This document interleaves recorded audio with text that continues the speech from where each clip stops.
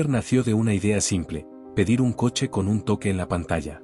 En 2009, Garrett Camp y Travis Kalanick impulsaron un servicio que transformaría la movilidad urbana. De un prototipo llamado Uber Cab en San Francisco, la aplicación creció hasta convertirse en la plataforma global que conocemos hoy. Investopedia +1. La promesa era seductora: menos espera, tarifas claras, conductor a tu puerta. Detrás del botón, sin embargo, se organizó un sistema complejo. Uber no vende coches ni emplea a la mayoría de quienes manejan. Funciona como mercado digital que conecta oferta y demanda, aplicando comisiones sobre cada viaje, cargos de servicio y precios dinámicos que multiplican ingresos en horas de alta demanda. Esa arquitectura le permitió escalar rápidamente y diversificar en entregas y logística. Investopedia +1. Pero la historia tiene otra cara.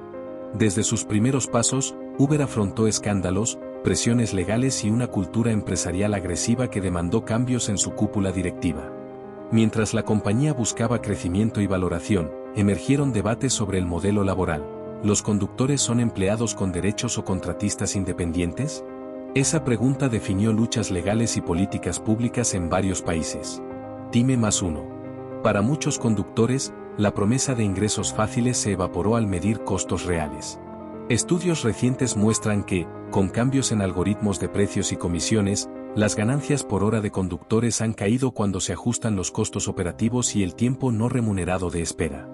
En el Reino Unido y otras regiones se documentó que, tras actualizaciones algorítmicas, los ingresos promedio antes de gastos descendieron notablemente en años recientes.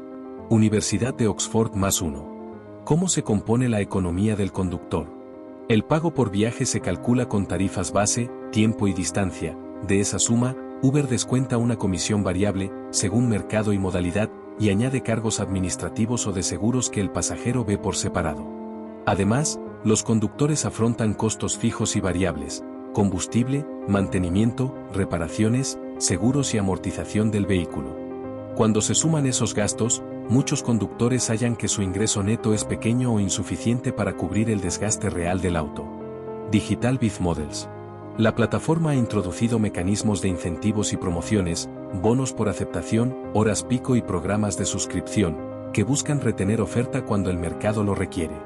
Pero esos incentivos suelen ser temporales y condicionados a metas, lo que genera dependencia y precariedad para quienes necesitan ingresos constantes.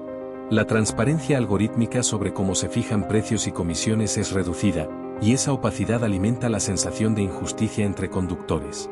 Montechnolabs con +1. La tensión se trasladó a tribunales y legislaciones.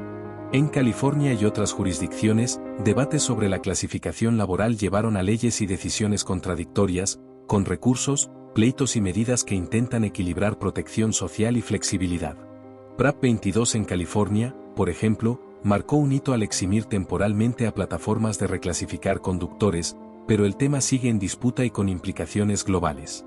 Bohat Lab Group +1. Más allá de cifras y leyes, están las voces de los conductores, historias de jornadas largas para alcanzar metas mínimas, de emergencias del vehículo que devoran ganancias y de la incertidumbre ante variaciones de tarifa. Muchos denuncian sentirse estafados por la promesa de libertad económica que, en la práctica, exige una inversión y un desgaste que no siempre se compensa.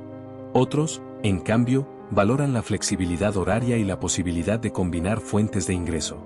La realidad es ambivalente y depende del mercado local y del perfil de cada conductor. Yeror Kuka +1. Desde la perspectiva del usuario, Uber aportó conveniencia y opciones. Desde la del inversor, crecimiento y diversificación. Desde la del conductor, una oportunidad con costos ocultos. Entender esa triple mirada es esencial para un relato completo sobre la aplicación. No es solo tecnología, es un ecosistema económico y social que reconfigura cómo trabajamos y nos movemos. Si quieres saber cómo calcular tu ganancia real como conductor, qué preguntas hacer antes de aceptar un trabajo con la app, o cómo reclamar cuando algo no cuadra, en los próximos segmentos desglosaremos paso a paso tarifas, comisiones, derechos laborales en distintas regiones, testimonios y estrategias para proteger tu bolsillo. Así podrás decidir con información, lejos de promesas y mitos. Antes de empezar a conducir para Uber, muchos se preguntan cuánto dinero pueden realmente ganar. La respuesta no es sencilla, porque depende de múltiples factores: el país, la ciudad, la demanda, los horarios y el tipo de vehículo. La ganancia real no es el monto que aparece en la aplicación al finalizar el día, sino el resultado final después de descontar todos los gastos operativos y los tiempos muertos. Muchos conductores novatos no consideran el desgaste del vehículo, el seguro, los impuestos o la depreciación del coche, y terminan descubriendo que su ganancia neta es muy inferior a la prometida en los anuncios. Para conocer tu ganancia real como conductor, es necesario hacer un cálculo completo. Debes sumar todos tus ingresos brutos diarios o semanales, restar la comisión de Uber, que puede variar entre el 20% y el 35%, y luego deducir tus gastos, combustible, mantenimiento, lavado, impuestos, seguro, neumáticos, amortización del vehículo, si aplica, los intereses de préstamos o leasing. Solo entonces obtienes tu ganancia neta. Hay quienes descubren que, trabajando jornadas de 10 o 12 horas, apenas logran superar el salario mínimo. Por eso es clave saber qué preguntas hacer antes de aceptar trabajar con la app. No basta con registrarse y salir a conducir. Pregúntate, ¿conozco los costos exactos de mi vehículo? ¿Cuál es el costo promedio por kilómetro recorrido? ¿Puedo cubrir el mantenimiento mensual sin endeudarme? ¿Cuál es la tarifa mínima por la que vale la pena aceptar un viaje? ¿Me conviene trabajar en horarios pico o fuera de ellos? ¿Estoy protegido ante accidentes, robos o daños materiales? Estas preguntas te permiten tomar decisiones conscientes y evitar caer en la trampa de los ingresos fáciles que las plataformas suelen promocionar. También es importante conocer cómo reclamar cuando algo no cuadra. Existen varios tipos de irregularidades, errores en las tarifas, cancelaciones injustas, penalizaciones automáticas o pagos que no se acreditan correctamente. Uber dispone de un centro de ayuda dentro de la app, pero en muchos países también puedes acudir a organismos de defensa del consumidor o asociaciones de conductores. Documentar todo, número de viaje, capturas de pantalla, fecha y hora, es esencial para que tu reclamo tenga validez. En algunos lugares, los sindicatos de plataformas ofrecen asesoría gratuita y acompañamiento legal para estos casos.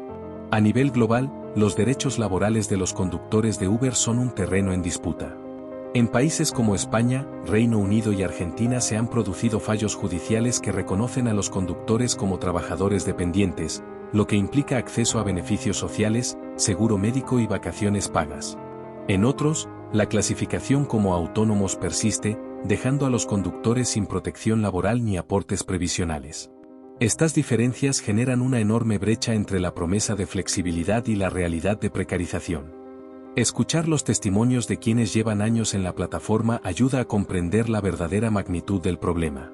Conductores que trabajan más de 12 horas diarias, que duermen en sus coches para alcanzar las metas de bonos, o que renuncian a tiempo con sus familias para sostener ingresos cada vez más ajustados. Muchos hablan de sentirse vigilados por un algoritmo que decide cuántos viajes reciben, cuánto cobran y si siguen siendo aptos para trabajar. Frente a esto, hay estrategias que pueden ayudarte a proteger tu bolsillo. Llevar un registro diario de gastos e ingresos, conocer tus derechos según las leyes locales, establecer un límite de horas semanales para evitar desgaste físico y mental, unirte a comunidades de conductores donde se comparten alertas y consejos sobre las mejores zonas y horarios, e incluso diversificar tus fuentes de ingreso utilizando otras aplicaciones o trabajos complementarios. El verdadero poder de un conductor de Uber no está solo en manejar bien, sino en entender el sistema en el que está inserto. Conocer las reglas del juego, los costos ocultos y las alternativas disponibles es la única forma de usar la plataforma sin que la plataforma te use a ti. La información es tu escudo, tu herramienta de defensa y tu mayor aliado para decidir con libertad, lejos de las promesas y los mitos de la economía digital. Poco por